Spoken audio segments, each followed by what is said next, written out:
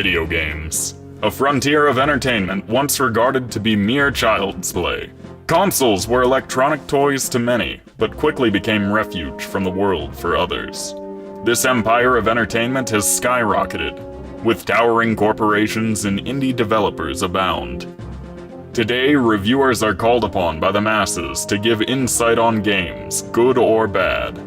Urnelus, an 18-year-old just out of high school, is called upon to mark his say and entertain those who will hear. Whether it be the most simple of objectives or the grandest of quests, gaming has evolved with not only technology, but the world that has viewed it.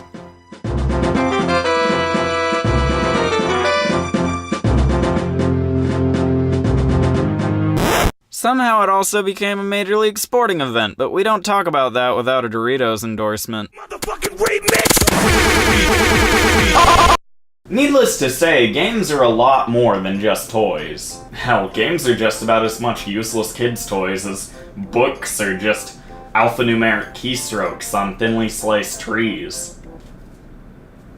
I don't own any books, I just have Ace Attorney Phoenix Wright and other mangoes. Gaming has affected me a lot in life, and I feel I owe something to it personally. I mean, it's affected my choice of friends, the way that I spend my free time, the way that I spend my money. Gaming has done a lot. And that's why I felt like I should make a video series about how I feel about different games.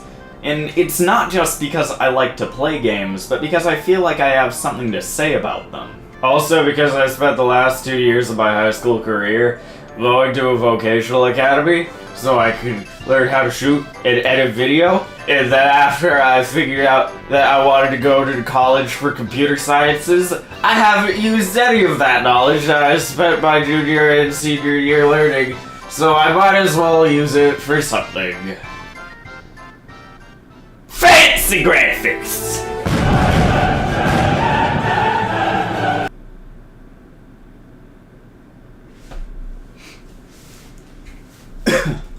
So, hello everybody, my name is Urnelus, and this is a review. Yeah, welcome to the Urnelus Show. Urnelus. So back when I was a wee youngin', I pretty much just had a PS1 and an N64, and I got quite a bit of mileage out of those. On the PlayStation, I enjoyed classics like Crash Bandicoot, Spyro, and Typhoo, along with a ton of other titles like Rugrats Search for Reptar and Eminem Shell Shocked. Okay, not all the games were that great in retrospect. On the other hand, I didn't have quite as many games for the N64. Most of my time on that console was spent with the first-party titles. But just because of that, don't think that I didn't spend more time with my Nintendo as a kid. And I can attest that this thing, right here, this is my baby. My awkward 64-bit baby. And for that, I can give credit to one game. A game that exemplifies a grand quest to conquer evil. A game where a young boy overcomes adversity to become a legend. A game that is held so dearly in all of our hearts that it's even gotten a 3DS remake. This game, I can't do it without the game. I can't even pretend like I got the game. I don't. Of course, I shouldn't even have to say it. This game is obviously Starve! This isn't even the same console. Star Fox 64! Yeah! Yes, Star Fox. That game series that had an awkward, slow, clunky, and overall super effects startup before pumping out this game and leaving it as a dear hope for the future. And then adventures happened, and we all kinda lost that hope.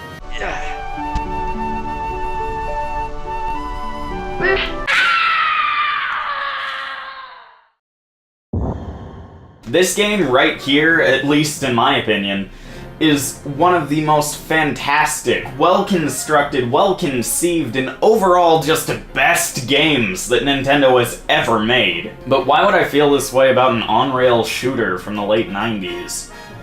I mean, it's not like it's anything special. I mean, it's not like it's Shadow of the Colonoscopy or anything like that. Well, I don't know. So, let's go into all range mode and let's find out. See that? I'm gonna try and pepper in jokes like that every now and then. You're all probably like, Fox you, but aren't we at least having fun?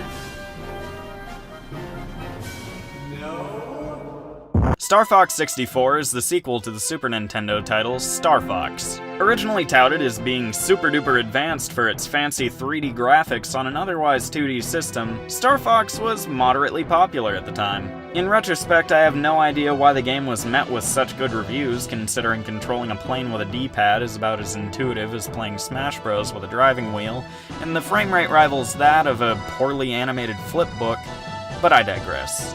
I would have something more to say about the original game, but I never really played it all that much because I didn't like it for all of its technical issues. But I must say that the soundtrack is fantastic.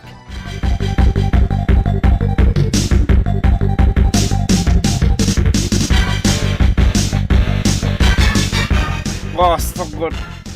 Also, I love this cover art for the game. I don't know what it is. It might be the confident stance Fox has, or the fact that he looks like he's a terrifying puppet. Most likely, it has something to do with his robo-legs. Yeah, that's a feature that Nintendo brushed over and has since scrapped. But in the original game, it was explained that all pilots of Star Fox most likely had their legs amputated voluntarily so that the blood in their body could pump through the brain during high G-force flights. That is what we call in the business neat. But enough of this history shit, we don't care about that, we just care about flying through space, blowing up monkeys and space planes. Really, in all honesty, the concept of Star Fox is kinda stupid now that I think of it. Star Fox follows the adventures of Fox McCloud, son of the late James McCloud, and current leader of the space mercenary fleet, Star Fox. He's like Jason from the Power Rangers, there really isn't much to say about him. Fox is a strong leader and a rad dude seeking revenge for his father, and probably to have a hamburger with the president,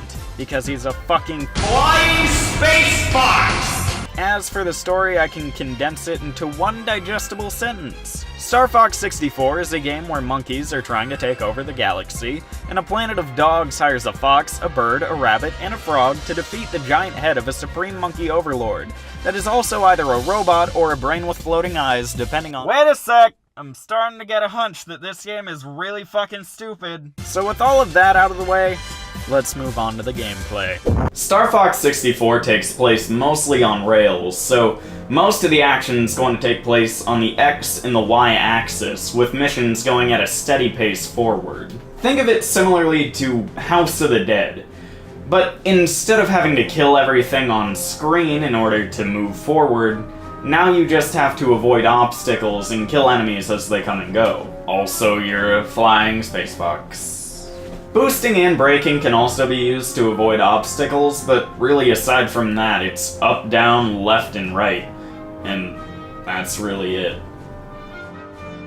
I'm lying, there's one more thing. Outside of these on-rail segments, which take up most of the game, certain missions will include a style called all-range mode. This removes the X and Y only restriction of the game, allowing you to fly in all directions and attack from any angle, and is often used for fights against rival mercenary team Starwolf, and for large-scale battles. The all-range mode mechanic also helps break up larger segments of on-rails fighting, and allows for some intense games of deadly laser tag. Pretty much all-range mode is pretty great, though it isn't the only way that the game varies between levels. Along with the R-Wing, the Great Wolf's mechanic, oh god who gave you the right to exist, has invented a few different experimental vehicles to add to the arsenal of the team: the Landmaster and the Blue Marine. The Landmaster is a tank used for land excursions, obviously, and it's used in 2 missions of the game. The Blue Marine is a terrible heap of ass submarine that is used in 1 level of the game, and I've never met anyone who liked it. This thing controls like a shopping cart that decided it wanted to take scuba lessons.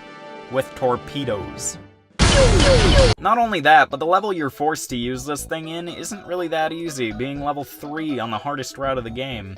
Oh yeah, I forgot to mention that, didn't I? There are multiple routes in this game. Going back to replayability, there are 15 levels in this game, with 7 levels being played per campaign.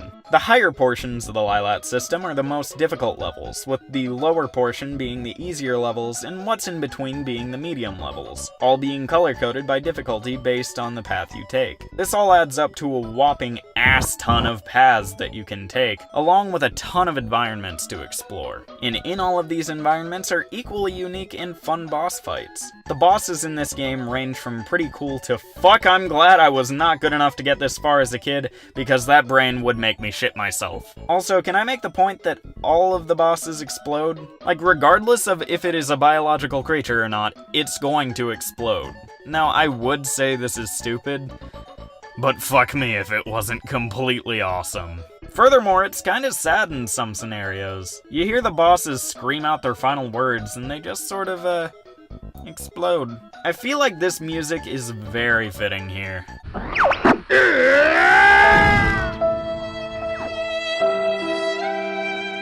Yippee! You did it! You'll never defeat Android!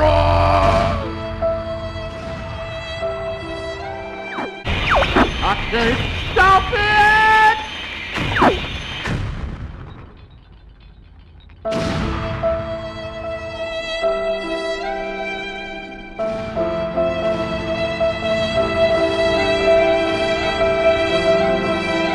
And on top of all of that, all the boss fights in this game, all the secrets, all the different secret paths and warps, there is a lot to get done in this game. I remember when I was a kid, I would just sit in front of the TV and play this game for hours, just trying out all the different paths and all the different boss fights, and just trying to meddle every single level, which I still can't do to this day. Oh god, I love Star Fox as a kid. It was my favorite.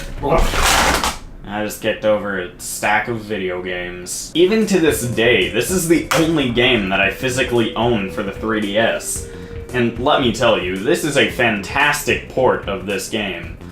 I would say it's probably the best port of it compared to the Virtual Console and the normal N64 port, but I do have problems with the voice acting. The new voice acting isn't really that great, but at the same time, that could be nostalgia.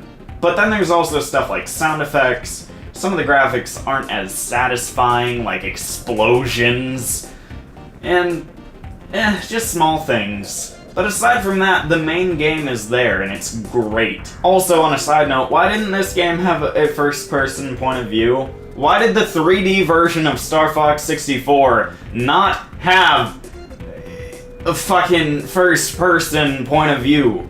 I mean, you could do that in the original port. You think it would come through in the 3D, the one that you're supposed to feel like, oh, I'm in the action. Maybe you should have the first-person point of view.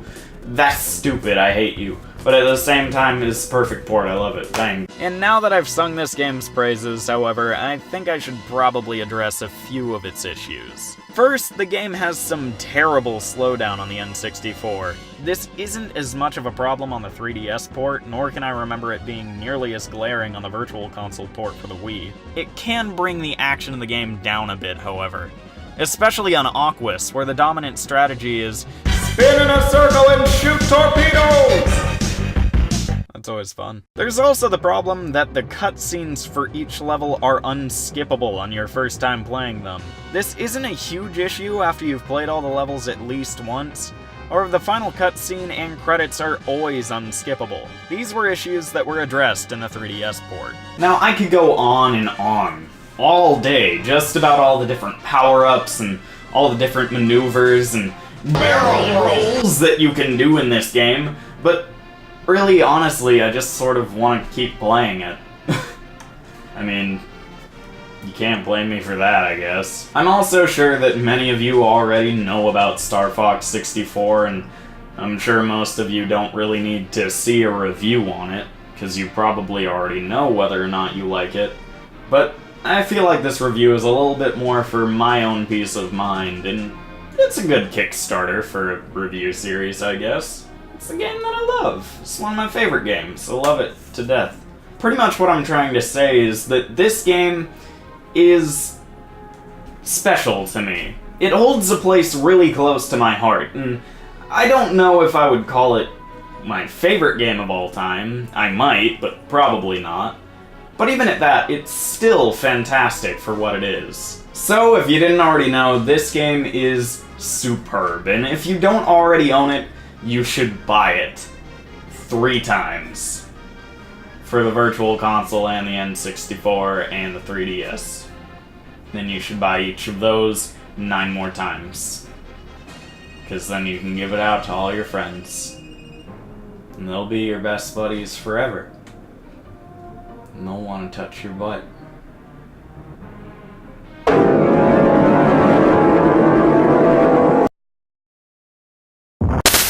Hello everybody, my name is Urnelus, and I hope you enjoyed this review. It's the first review that I've ever done, and I've put quite a bit of work into it.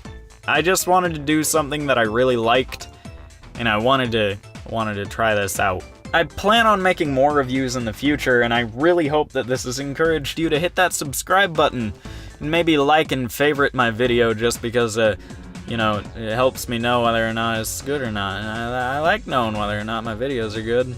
I hope that I did not copy anybody too much, and I hope that I made this a little bit more unique than, you know, just being another JonTron or PBG or Caddy or anything like that. This is also a bit of a prototype-ish video to get a feel for how I want to make these reviews, so post what you think about it in the comments. And I do not know when my next video will be out. I don't even know what it's going to be about yet, because I've been working on this one completely solely by itself. So, we want to put an annotation right here on the screen, so you can go to that review whenever it's done, and whatever it is. I don't know, you're gonna figure it out. Thank you all for watching. It's really, really nice of you. You're pretty great. Just trust me on that.